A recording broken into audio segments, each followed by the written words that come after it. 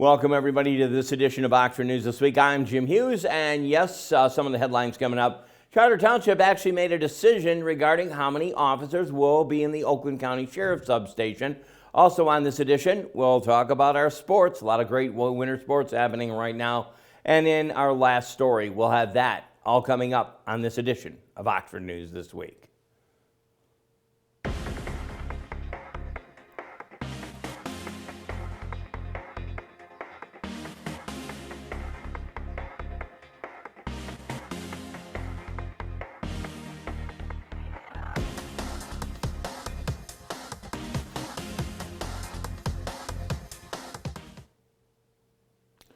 The Charter Township of Oxford, with a unanimous vote by the Oxford Township Board, number of officers at its Oakland County substation in Oxford will increase from 21 to 24. That's according to Sheriff Sergeant Rick Meza. The change is in response to the growing population in Oxford and will actually allow the substation to engage in more proactive policing. Proactive policing focuses on preventing crime before it happens, patrolling our streets and neighborhoods and commercial areas, frequently and developing close relationships with home and business owners. The increase of the 3 officers include a sergeant, which was approved by the Township Board on the 10th of January. In a previous year, the station's 15 deputies responded to an average of 1,300 calls per deputy, a ratio Sergeant Meza says tends to be bogged down police resources. With the expanded staffing, Meza says the proper span of control within the substation will actually be maintained. Lieutenant Scott Patterson says the increase in proactive policing can keep the crime rate down. The Oxford Township Board of Education leadership structure has shifted following the regular meeting on the 9th of January. The annual election of officers, this time the 2024 calendar, took place and all the votes were unanimous. Through the board member, Mike Whitney was not present at the meeting. Dr. Aaron Rees, who previously held the vice president position, was approved for the new board president and was the first appointed to the board back in October of 2022. The previous board president, Heather Schaefer, is now a trustee. Amanda McDonough was appointed to the vice president position. Secretary James Summers and treasurer board parliamentarian Mary Hanser remain in their positions for this year. After the election of officers, appointments to the 6 committees were made. Dr. Rees approved through a roll call votes from the board. The committee covers everything from policy, finance, district safety, and government relations. Dr. Rees said she would be like the committees to be effective and actually collaborate well together. In addition, at the Oxford Board of Education, the board unanimously approved a job posting for its superintendent vacancy during their meeting. That was on the 9th of January.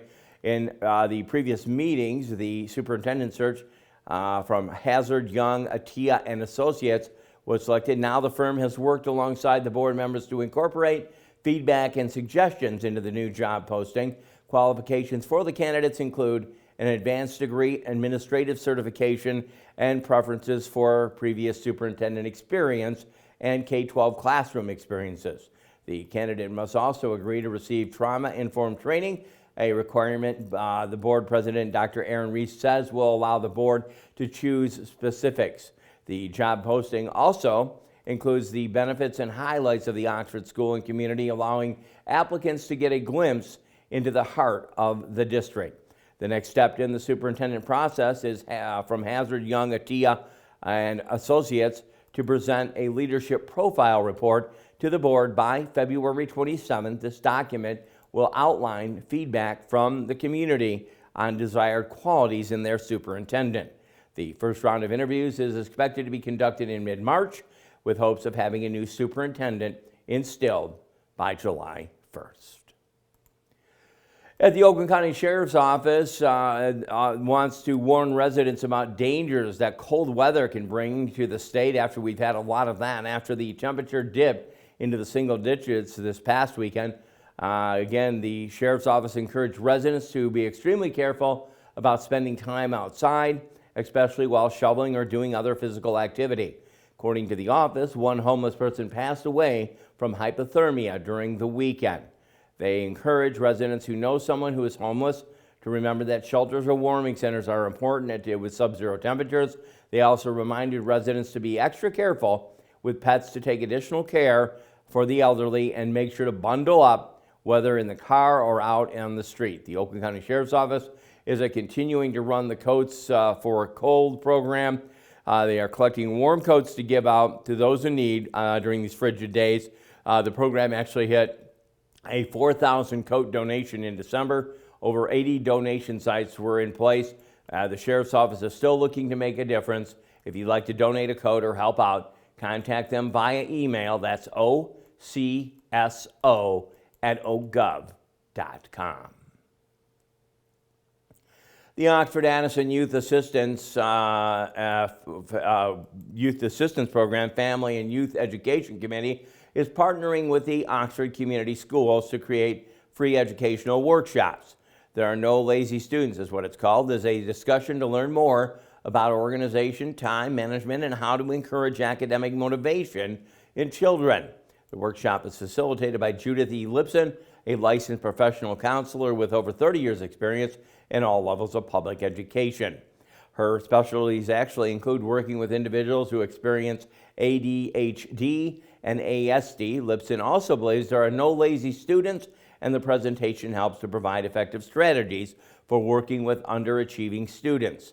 Students may get labeled as a lazy or even unmotivated, but they might also lack the fundamental skills needed to succeed, and this workshop hopes to address those challenges.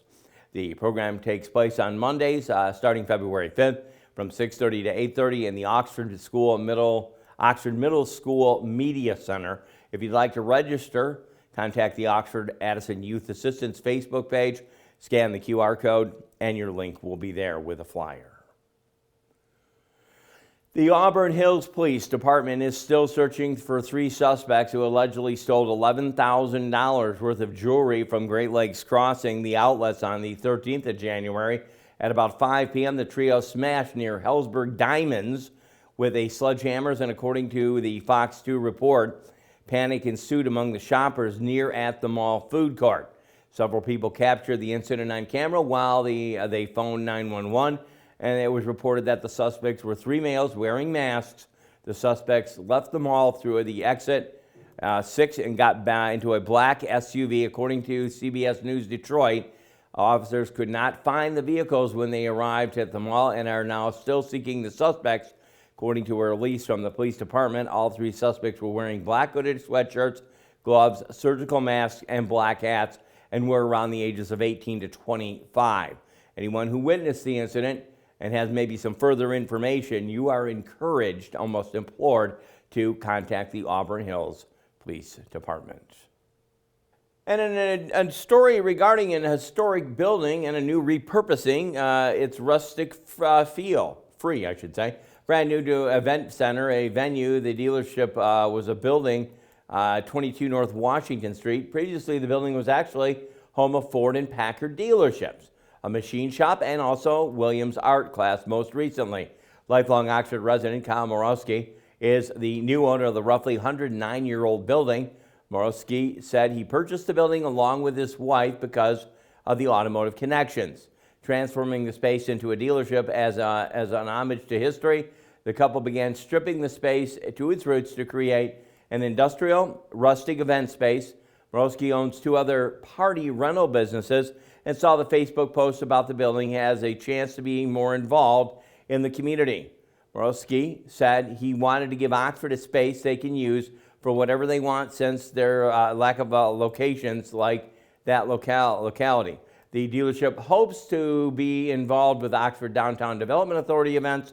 Morowski plans to open up in early February and host a big event coming up, St. Patrick's Day, which is, of course, March 17th.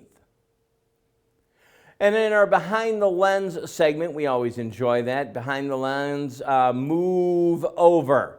The snapshot was taken in the northern Oxford just before the first big winter storm of 2024. These fluffy guys are highlighted cows hanging out with bangs and all. The breed has lived for centuries in rugged, remote part of the Scottish Highlands and is one of the oldest registered breeds of cattle. Move over. With that, we'll be back with more. I'll have sports. I'll have the last story. You are watching a very special edition of Oxford News This Week. Welcome to this edition of Auto Talk. I'm Dave Kenny, and these stories are taken from Automotive News. In our first story, the 2024 Dodge Durango SRT 392 ALC Hemi is the first in a series of last call models that will mark the final calendar year of V8 Hemi engine output in the SUV. Dodge is marking the end of the storied Hemi V8 engine's run in the Durango this year with a series of last call special edition models. The Durango is getting the last call treatment just as the Challenger and Charger muscle cars did before the current generation of those vehicles went out of production in December. First up for the speedy SUV is the Durango SRT 392 ALC Hemi, which will see a limited production of 1,000 vehicles. Visual touches include honeycomb textured dual exterior stripes with yellow accents, 20 by 10-inch satin black forged wheels with yellow SRT Brembo brakes and yellow accented 392 fender decals.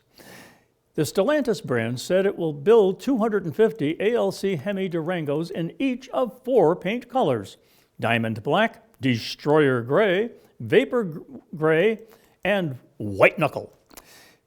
Production begins in April, and the vehicles will start arriving in dealerships in May. Customers can search dealership allocations at dodgegarage.com starting in late February. Dodge said Hemi V8 production for the Durango concludes at the end of 2024.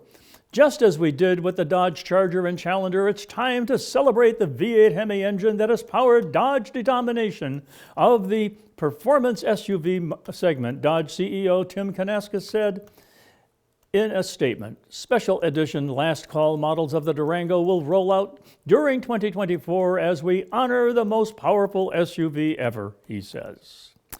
In our next story, Ford Motor Company is recalling nearly 140,000 Focus sedans and EcoSport crossovers in the U.S. for faulty engine oil pumps that are linked to a federal investigation and an alleged crash with 2 injuries. The recall covers certain 2016 to 2018 Focus and 2018 to 22 EcoSport vehicles with 1-liter engines and 6 F15 automatic transmissions. The oil pump drive belt or drive belt tensioner on those vehicles could fail, resulting in a loss of engine oil pressure that might trigger an engine stall and a loss of power braking assist, according to a recall report submitted December 22nd to NHTSA. Deco Europe SRL in Italy makes the oil pump drive belt and tensioner assembly, according to the report. Ford told NHTSA it received 2,099 warranty claims related to the issue between June of 2016 and October of 2023. It was not aware of any deaths related to the concern, however. There are warning signs and alerts that precede this issue, including a low oil pressure warning message, a check engine light, and loud noises, Ford spokesman Maria Bachkowski said in a statement to Automotive News. Ford will provide repair instructions to dealers when parts are available. In the meantime, if a customer experiences any of the warning signs, they should safely bring their vehicle to a stop and reach out to their local dealer. Once parts are available, dealers will replace the oil pump drive belt tensioner assembly and drive belt. Dealers were notified January 3rd, and Ford expects to notify vehicle owners of the safety risk starting February 13th. Ford recorded the most recalls of any U.S. automaker in 2023, NHTSA data shows. For that year, the automaker issued 58 recalls affecting more than 6.1 million U.S. vehicles. Well, that's it for this edition of Auto Talk. I'm Dave Kenny. Stay tuned to Oxford Community Television.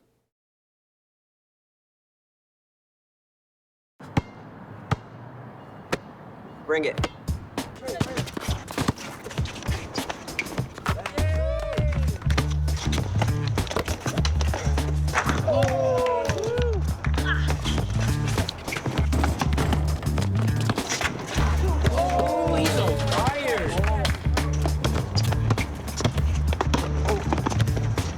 Time out, guys. I'm late to dinner. My mom's gonna kill me. Catch you guys later. Mom wants us home. Okay. Bye, guys.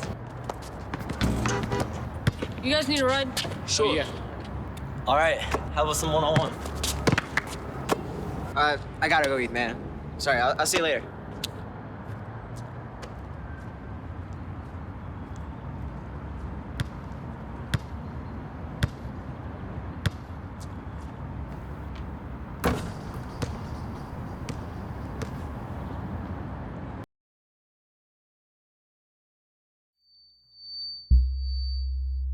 Women are bad with money.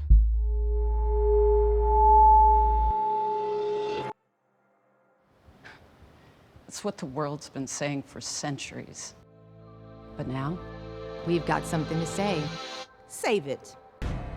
Save the old-fashioned advice, the empty excuses. It's all worthless, unlike us.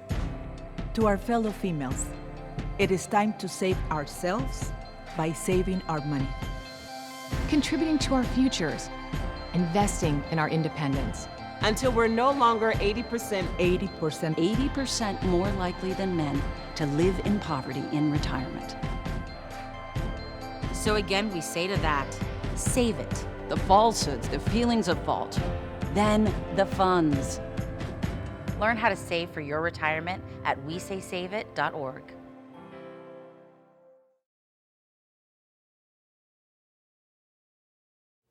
Back with you on Oxford News this week, and yes, sports, we are doing it. Shooting for the stars, or shall I say shooting baskets, the Oxford High School girls varsity basketball team started off on the right sneakers in 2024, winning 3 consecutive games in preparation for the OAA Red League play. The team defeated Bloomfield Hills score 73-45 on the 4th, the first game back from the winter break. The Wildcats kept the momentum rolling on, and the victory coming up against Yale High School by just 4 points on the 9th of January. And then the Lady Wildcats dominated the competition of the Farmington Falcons, clawing their way to victory at 66-9, just 2 days after the varsity girls improved to 6 wins, 3 losses, heading into the OAA League play in the coming weeks ahead. Also, serious swimming action still out there in the natatorium from the Oxford High School. Olin Chardstrom broke 2 Oxford school records at Troy Athens School during a dual meet on the 11th of January. Chardstrom now holds a 1-minute, 43-second record in a 200 freestyle and 21-second record in the 550 freestyle. He also broke 3 Troy Athens pool records, which means he now holds 4 total pool records at Troy Athens High School. Not bad at all. That's going to wrap it up in sports. We have the last story coming up after Dave Kenny, and I'll close out this newscast. You are watching Oxford News This Week.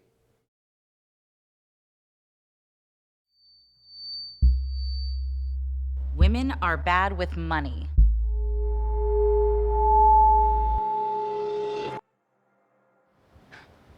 It's what the world's been saying for centuries. But now, We've got something to say. Save it. Save the old-fashioned advice, the empty excuses. It's all worthless, unlike us. To our fellow females, it is time to save ourselves by saving our money. Contributing to our futures. Investing in our independence. Until we're no longer 80% 80% more likely than men to live in poverty in retirement. So again, we say to that, save it. The falsehoods, the feelings of fault, then the funds. Learn how to save for your retirement at wesaysaveit.org.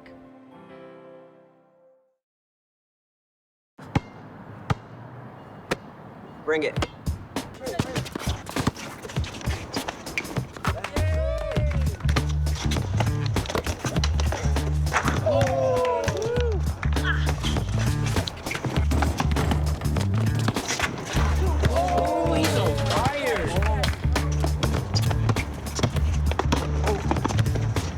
Time out, guys. I'm late to dinner. My mom's gonna kill me. Catch you guys later. Mom wants us home. Okay. Bye, guys. You guys need a ride? Sure. Yeah. All right. How about some one-on-one? I gotta go eat, man. Sorry, I'll see you later.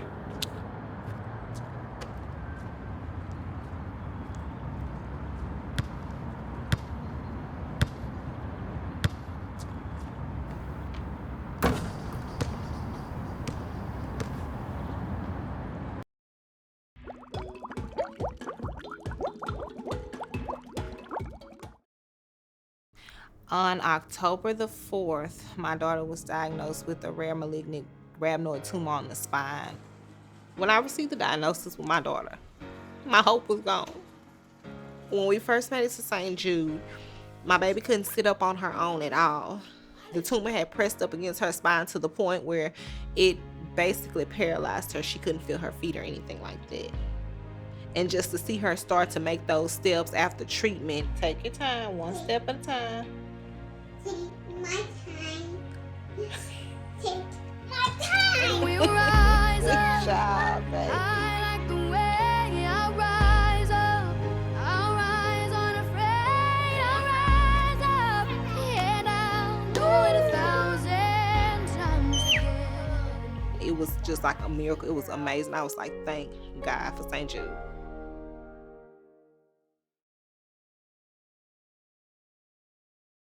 Welcome to Science in the News. I'm Dave Kenny, and this story is taken from New Scientist. A compass that relies on polarized light can use the sun to tell where magnetic north is, even when it's cloudy. It's based on how some insects navigate and could be used when conventional magnetic compasses aren't reliable, such as on robotic drones. Insects like ants and bees navigate using sunlight's intensity and polarization, or how the light rays twist through the air through specially adapted receptors arranged in a ring formation in their eyes.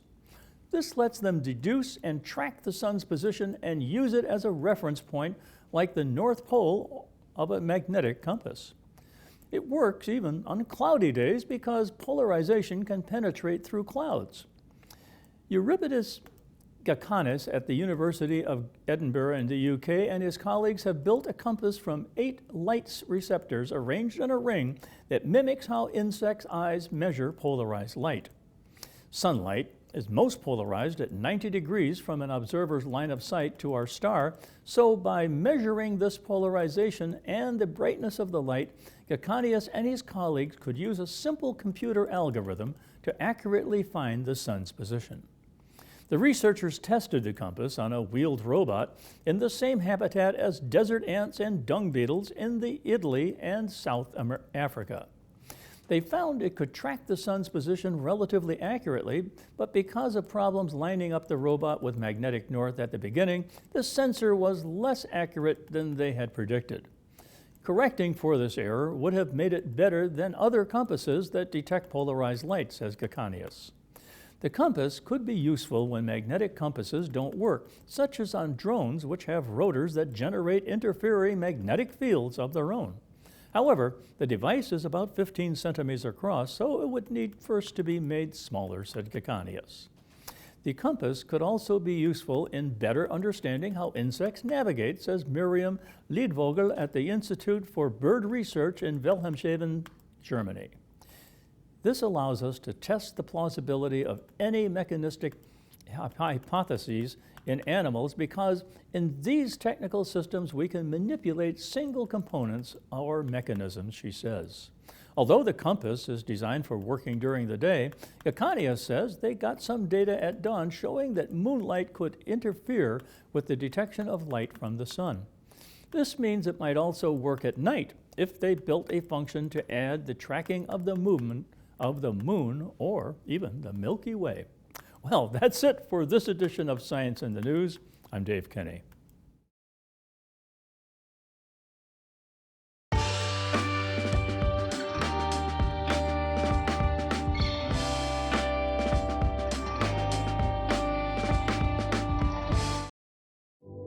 When a crisis hits, close to home and across the globe, nonprofits are on the front lines, ready to serve. Keep coming. The demand for charitable services has skyrocketed, and nonprofits are rising to meet the needs. Healing, nurturing, rescuing, honoring, protecting, caring, inspiring. The work of philanthropic organizations of all sizes, across all missions, has never been more important. And it's donors and volunteers like you who make all this possible. Thank you. Together, we change the world. The Nonprofit Alliance. Odd phone call. It was the military calling to tell me that he had stepped on an IED.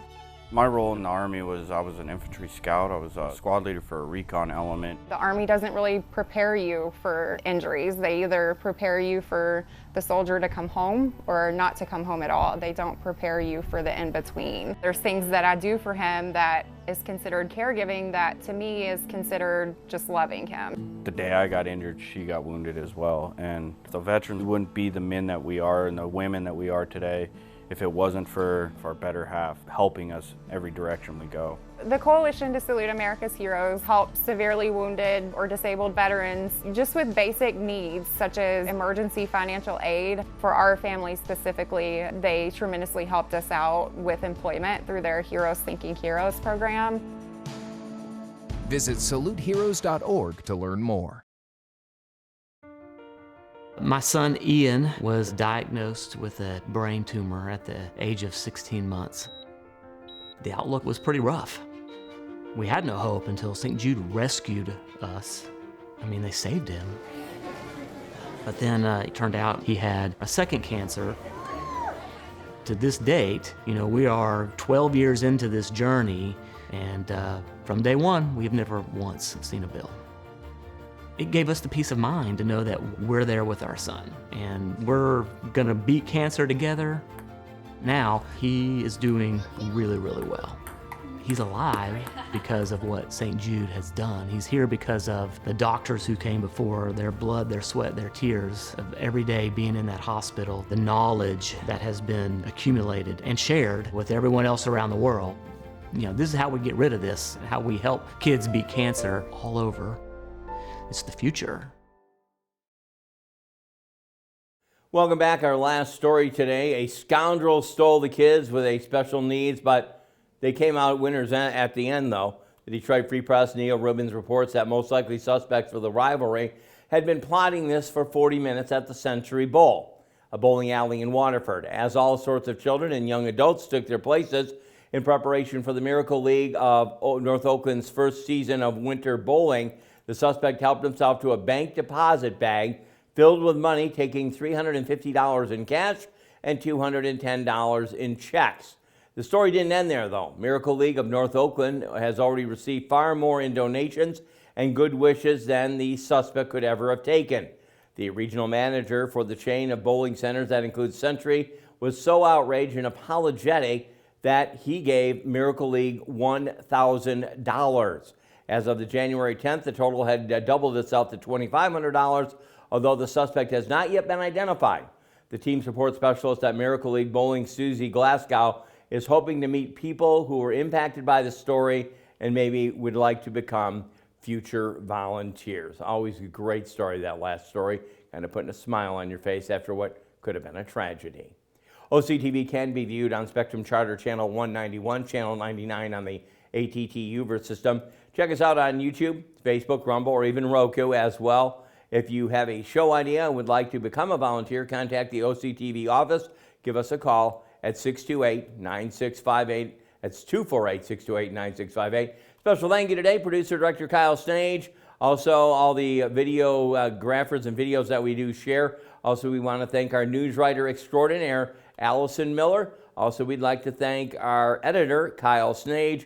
For programmer Connie Miller, program coordinator Dan Zweiss, station manager Terry Stiles, who's out today. For everyone here at OCTV, I am Jim Hughes, hoping you have a safe week, and I invite you back next time. And again, we will take a look at Oxford News this week.